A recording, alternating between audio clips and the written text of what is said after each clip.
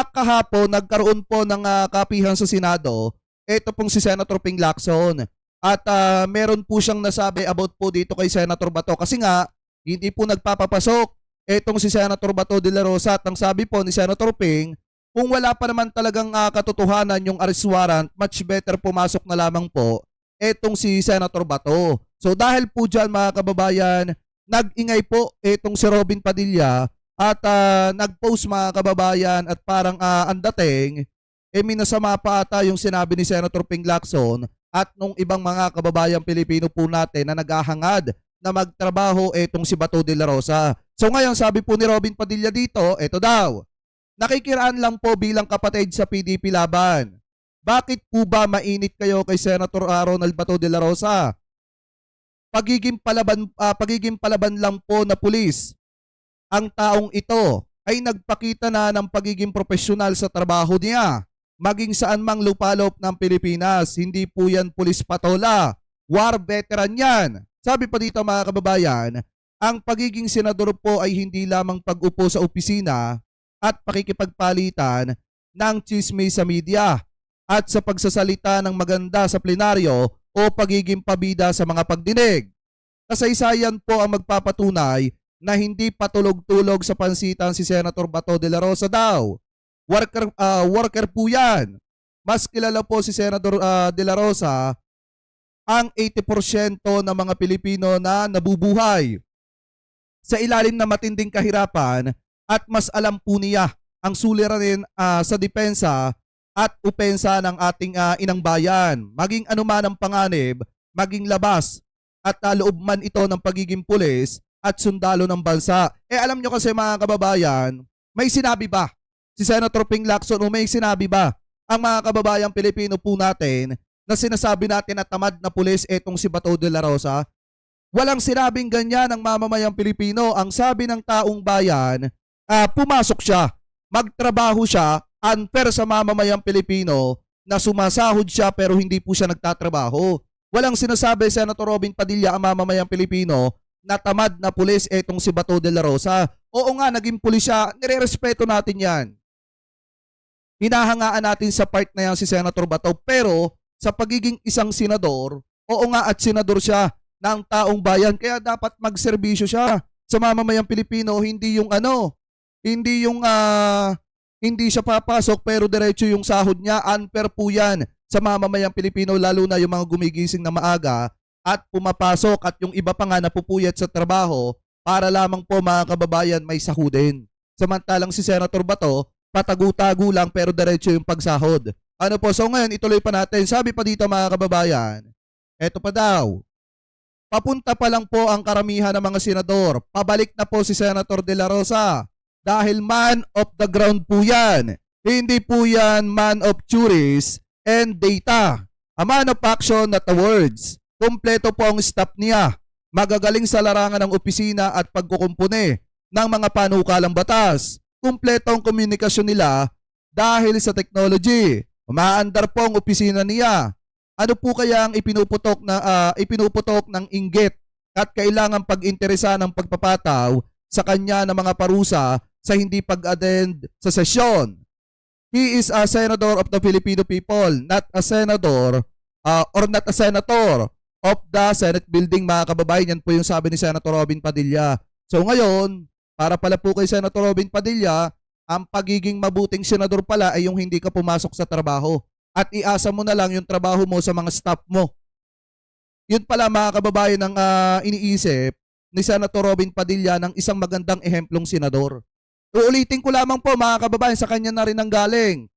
Si Senator Bato de la Rosa, senador ng taong bayan, o kaya dapat magserbisyo sa mamamayang Pilipino. Hindi yung puro absent tapos sumasahod. Di po ba mga kababayan? So sabi pa dito, ito pa daw. Andiyan naman po kami para isulong ang mga panukala ni Yati Paglaban. Malinaw naman po na hindi nagbabakasyon si Senator de la Rosa, kung hindi, may pinagdadaanan po na panggigipit ng dayuhang kapangyarihan at kailangan niyang pangalagaan ang kanyang karapatan bilang Pilipino na nandito sa sarili niyang bansa. Hindi naman po mainam na namnamin natin ang tamis ng pagiging makapili. political and physically, the people behind this state now has successfully proven their point. Yan yung sabi ni Senator Robin Padilla. Iguhit natin ang pagkakaiba ng nagpapasarap sa buhay sa itinutulak ng nagaganap sa kanyang buhay. Yan po yung sabi mga kababayan ha. Sabi nga dito ni Robin Padilla, basahin ulit natin ha, hindi naman po mainam na namnamin natin ang tamis ng pagiging makapili. Eh di ba kayo makapili? Mga pro-China kayo eh. Di ba mga kababayan? Pagka ang mga kababayang Pilipino po natin ay nasusugatan, tawag dito, binubule dyan sa West Philippine Sea, di ba tahimik ka Senator Robin Padilla? Ikaw ang makapili. Sa totoo lang mga kababayan, siya po ang totoong makapili. Kasi pagka China ang pinag-uusapan, kapag yung West Philippine Sea ang pinag-uusapan, eh parang ang dating sa kanya, tayo pa yung nakikipag-away, eh tayo na nga po yung binubuli. So ibig sabihin mga kababayan, siya po yung literal na makapili kasi mas pinapaboran niya pa itong mga Chinese Coast Guard sa ginagawa nilang pambubuli kaysa po sa mga kababayang Pilipino po natin na nabubuli. Mga kababayan, ano po? So ngayon, ang definition pala ng pagiging mabuting senador kay Senator Robin Padilla eh yung kahit hindi pumapasok, sumasahod. At yung trabaho iaasa na lang sa mga kasamahang senador or di kaya naman sa kanyang mga staff. Yan po ba ay trabaho ng matinong senador? Kaya nga kung pagbabasihan po natin yung sinabi ni former Senator Laila de Lima, dito mga kababayan, dapat mahiya itong sina Senator Bato de la Rosa at itong sina Robin Padilla. So ito, i-play po natin. Kasi sabi po dito, de Lima defend herself for comparison to de la Rosa absences or absent in Senate mga kababayan. So ito, i-play po natin. Ito na nga po, kakausapin na natin ang ating mamamayang Liberal Party List Representative at House Deputy Minority Leader at former Senator and Justice Secretary, Congresswoman Laila de Lima. Congresswoman, magandang umaga po. Peter Enriquez sa programang Balita Patan. Magandang umaga, Peter Enrica, saka sa mga nanonood at nakikinig sa programa ninyo ngayong umaga. Good morning and Happy New Year. Happy New Year, ma'am. Happy New Year, Oh my ma'am. God, Good morning it's- po. It's so great Yes. to greet you a Happy New Year and you're not there inside, di po ba? That's so hindi ano. Yes. And may I say, This is- right off the bat, yung pagkumpara po, akin lang naman ito, hindi po apples to apples yan. Di po ba? Ay, pasensya na kayo mga kababayan kung medyo tumataas yung boses natin Alam nyo kanina pa kasi mainit yung bait ko eh. Bakit mga kababayan? Kasi buhat nung nakita ko to, etong terminal na ito, Kawayan, tapos ang nagastos, 6.9 million pesos. Di ba mga kababayan? Alam nyo kahit sino iinit yung bait dyan. Biruin nyo Kawayan Kawayan yung nakalagay na pangtaas, tapos yung nagastos 6.9 million pesos. Tapos terminal daw yan. May terminal ba na mukhang kulungan ng kambing? Anyway, tuloy pa natin. Kasi kayo wala naman kayong choice eh. You were detained, so was Sonny Trillanes. In this particular case, ayaw magpakita ni Senator Bato. He has his reasons, opo. Pero in as far as this is concerned, Representative De Lima, ano po ba ang feeling ninyo? Medyo na-slight po ba kayo when Senate President Tito Soto said na parang napagkumpara yung inyong mga sitwasyon? Yes, nagulat ako doon na bakit ikukumpara yung sitwasyon namin ni Senator Trillanes sa sitwasyon ni Senator Bato. Ibang-iba naman talaga. That's why Kasi mga kababayan, ito talaga kung pagbabasihan po natin talaga mga kababayan, ito pong si former Senator Laila de Lima, former Senator Trillanes, talagang ginipit po yan sa panahon ni dating Pangulong Duterte. Kasi nga, kung mapapansin po ninyo, si Senator Laila de Lima, alam naman natin, at kita nyo naman, kasi na-absuelto siya, na-acquit po siya.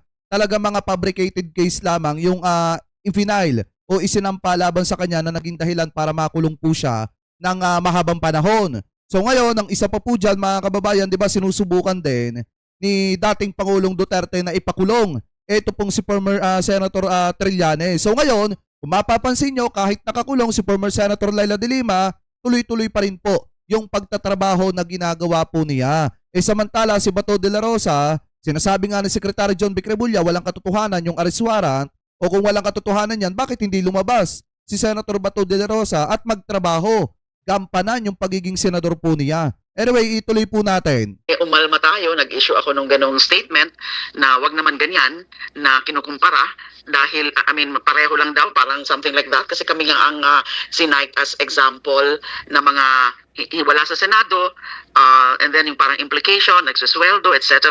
So, sabi ko, hindi pwedeng ikumpara nyo kami. Malinaw Tama. naman talaga yan. As you said already na involuntary yung incarceration namin ni Senator Sonny Trillanes. Dahil may kaso mga final sa amin.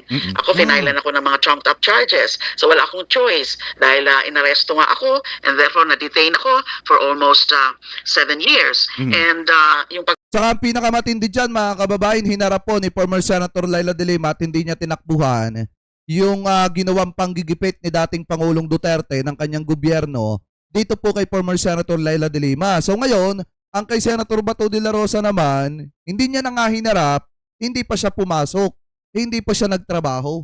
pagkasenador ko from 2016 to 2022 yung aking term. At nagtatrabaho po ako. I may not be physically present sa Senado kasi hindi naman ako pinayagan na mag-physically report there from time to time. Lalo na nung pandemic ay humihingi po ako noon ng permiso na kung pwede i-allow din ako yung teleconferencing. Yeah. Dahil nga 'di ba nung pandemic allowed 'yon yung mga hindi makakadalo ng in person because of the pandemic. So nagkakaroon ng sessions and hearings via teleconferencing online. Sabi ko ano ba magiging diferensya noon na kasi nga I was presumed innocent, may presumption of innocence ako noon, hindi ako na convict. So I was very Tama. willing to really fully work as a senator. But since hindi nga ako pinayagan, ang ginawa ko na lang nag-file ng bills and resolutions. So parang ang nangyari pala mga kababayan kay former Senator Laila de Lima dati, gusto niyang pumasok sa Senado kahit po nakakulong po siya. Sa pamamagitan mga kababayan na kahit payagan na lamang po siya to virtual. Ibig sabihin, through Zoom. Ano po para makapagtrabaho po sa Senado. Kaso ang problema mga kababayan, hindi po siya pinayagan ng panahon ni dating Pangulong Duterte ng kanyang gobyerno. So ngayon, ang kay Senator Bato de la Rosa naman, mismo mga kasamahan niya na ang humihikayat sa kanya na pumasok ka na, magtrabaho ka na. Total naman wala pa atang katotohanan, yang arrest warrant laban sa'yo, pumasok ka na lang muna. So ngayon, napakalaki po talaga ng pagkakaiba kasi unang-una, si former Senator Laila de Lima gusto niya magtrabaho. Samantalang etong si Senator Bato de la Rosa, pinipilit siya magtrabaho, pumasok, pero ayaw niyang magtrabaho. In other words, nagtatrabaho po ako kahit nakakulong. And hindi ko ginusto yan. Hindi ko ginusto. Yung situation ni Senator Bato, iba. Kasi bakit bigla ngayon siyang nawala? Bigla siyang hindi na nagpapakita. And hindi pa nga siya technically fugitive from justice. Wala pang warrant of arrest. Opo. Tama. Yes, napabalita na merong warrant of arrest. Pero wala pa. So, voluntary yung kanyang hindi pagsisipot sa Senado para magtrabaho. So, ibang-iba po yung sitwasyon namin. That's why I had to set the record straight. Yeah, we understand fully, pero in the case of Senator Bato, Congresswoman, hindi ba this is bordering already on dereliction of duty? I should Tama. say so. Yes. Kasi meron siyang mandato, merong obligasyon sa taong bayan. Dahil nga remember, siya supposedly ang magpe-preside noon sa Senate hearing on the budget hearing. Ayan mga kababayan, no? Kung pagbabasihan nyo yung sinabi ni former Senator Laila de Lima, may obligasyon si Senator Bato sa taong bayan. Alam mo, Senator Robin, dapat bago ka magsalita, tanungin mo muna yung abogado mo para hindi ka nagmumukhang Diba mga kababayan, alam mo kasi mahirap dito kay Senator Robin, pagkakaalyado mo, pinoprotektahan mo. Kapag kakaalyado mo, talagang kahit na mali yung ginagawa, ipinagtatanggol mo pa rin.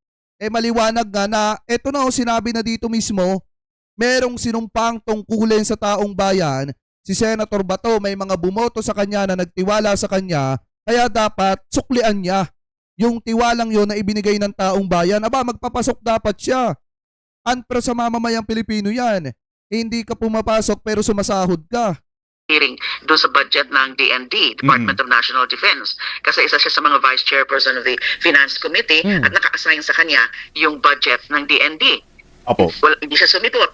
And then he's supposed to be part of the BICAM also. It was announced that he was part of the BICAM. Tama. Hindi na naman siya sumipot. Mga mahalagang mga tungkulin ito ng isang halal na lawmaker. Opo. Pero no show, wala man lang pasabi, I think. Kung, ano ba talaga, bakit hindi ka pumupunta dito? And it's very clear to us na nagtatago na siya. Umiiwas na siya. Tama. Dahil nga sa inaasahan na nung in-announce yung warrant of arrest. So this is actually dereliction of duty already without any explanation. Why he's not around, why Saka kung mapapansin nyo mga kababayan, wala man lang siyang hanihu. Wala man lang siyang hanihu sa taong bayan o wala man lang paalam na siya ay magtatago na o iiwas na sa kanya mga pananagutan kasi kinakabahan na siya na baka one time pag nadakip siya at dalhin siya sa dahig, hindi niya na makasama yung kanyang mga mahal sa buhay. Mismong nanggaling naman po sa bibigyan ni Senator Bato. Kaya nga kung titingnan natin yung dating Bato de la Rosa na matapang, nawala yung tapang nung nabalitaan na mayroong palabas na arrest warrant laban sa kanya. Parang ang nangyari, yung tao na handang ibuwis, yung sariling buhay kay Digong, hindi na po niya nagawa kasi nga, mas nangibabaw kay Senator Bato yung pagiging takot, matatakutin niya at pagiging nervyoso niya na mahuli siya kaysa yung sinumpaan niyang tungkulin sa taong bayan, sa mga tao na nagtiwala sa kanya. he's a no-show. Nagpadala man lang siya sa ng formal na letter or communication to the Senate President. I don't think he did that. Kasi mahihirapan naman siya talagang i-justify yung kanyang absence. Pwede ba sasabihin niya yun? Ayaw ko munang magpakita dyan, magtatago muna ako dahil nga may padating na warrant of arrest. What kind of an explanation is that? What kind of a scenario is that? So, para sa akin, hindi lang ito bordering on dereliction of duty. It is plain and simple dereliction of duty already. Dahil nga, sitting senator. So, O kaya dapat ma-expel na po yan. Kaya pag hindi pa po pumasok yan sa pagbabalik po ng Senado mga kababayan, kapag hindi po nagpakita si Senator Bato, dapat may mag-file na ng ethics complaint laban po sa kanya. Dapat po talaga may mag-file na ng ethics complaint laban po sa kanya para ma-expel na po siya as a senator at mapalitan naman ng ibang mga senator na talagang may kakayanan na magtrabaho at ipagpatuloy yung trabaho ni Bato de la Rosa at hindi yung pala absent. walang valid excuse to be absent in the Senate. Can he be considered AWOL also, Congresswoman? Well, ganun talaga sa mga government services, di ba? Although I don't know kung pwedeng gamitin yung sa isang isang legislative office at the office of the Senate. Yung mga AWOL, kasi normally yung AWOL sa ano yan, di ba? Sa mga, normally, as I said, ano lang, sa mga uniform services, let's say sa security sector. But I think even in other civil service, in in government offices, pwede namang gamitin yun. He is in fact AWOL, technically, absence without leave. So, yun po ang punto lang natin. Kung hindi kaya ng Senado na idisiplina at this point ang isang derelict na miyembro, sana wag nagdadamay and then making us as an excuse. Kasi parang ang implication is that sila nga hindi rin sila nag-a-attend. Pero sumisweldo pa rin. Wag niyo po kaming gawing excuse na gano'n kasi hindi namin kagustuhan na kinulong kami. And then, at least nagtatrabaho kami. Alam ng buong mundo kung nasaan kami. Kasi nasa kulungan. Diba? So, but not the situation of Senator Bato. So, it's definitely no basis at all for comparison. Nakakainis po bilang boss ng mga senador, nakakainis na nakikita mo na ngayon pinapasweldo ay hindi nagpapakita. Pero nakakainis din po marinig yung sinasabing wala naman kaming dahilan para i-compel siyang pumasok dahil kahit hindi siya nag-a-appear, ang kanyang opisina ay nagfa-function pa rin. How can it function if yung mismong kailangan nandun ay hindi naman po nagpapakita? Tatanggapin lang po ba ng taong bayan ang excuse na ito? Kayo, ito napakaganda ng tanong. Tatanggapin nyo ba mga kababayan natin o mga kababayan ko, tatanggapin nyo po ba yung dahilan ng Senado mga kababayan na hindi po nila mapapagsabihan si Bato de la Rosa na pumasok? Ano po, matatanggap nyo po ba yon? At tatanggapin nyo po ba yung sinasabi ni Robin Padilla na kahit hindi pumasok si Bato de la Rosa, meron siyang mga staff na nagtatrabaho para kay Bato? Paano nga magtatrabaho yung mga staff kung mismong yung ulo wala? Nakuha niya yung pinupoint mga kababayan, paano gagana yung opisina ni Bato de la Rosa kung mismong yung dapat na ando doon wala at nagtatago na nga nang walang dahilan? Di po ba? Kaya nga ako mga kababayan, sa totoo lang, lagi kong sasabihin ng paulit-ulit, unfair po yan sa mga kababayan po natin na talagang pumapasok ng maaga. Yung iba pa nga, lalo yung mga call center, pumapasok ng hating gabi. Makapagtrabaho lang, wag lang magka-absent. Kaya nga alam nyo, para sa akin, pinakamainam, alam nyo sa totoo lang mga kababayan, para sa akin, pinakamainam na dapat gawin dyan, pag hindi pa rin pumasok sa susunod na sesyon, dapat po may mag-file na ng ethics complaint at dapat po aksyonan ng Senado at ipa-expelled na yang si Bato de la Rosa para mapalitan. Magkaroon ulit ng eleksyon sa pagkasenador para mapalitan mga kababayan, ito pong si Bato de la Rosa. Hindi po dapat tinatanggap yung ganyang excuse. It's just a shallow excuse and it doesn't erase nga yung kanyang dereliction of duty. Na does he make any contact with his staff? Does he give them, clear instructions? And then yung mga pinipirmahan sa opisina, paano pinipirmahan niya?